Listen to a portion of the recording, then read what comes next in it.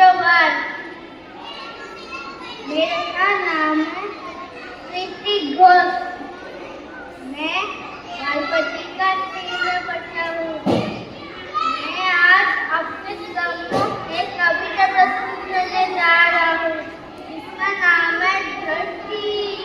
बस यही पुकार, धरती कह रही है बार बार, सुन लो मनुष्यों मेरी पुकार। बड़े बड़े महल को बना के मत डालो मुझ पर पार, पेड़ पौधों को नष्ट कर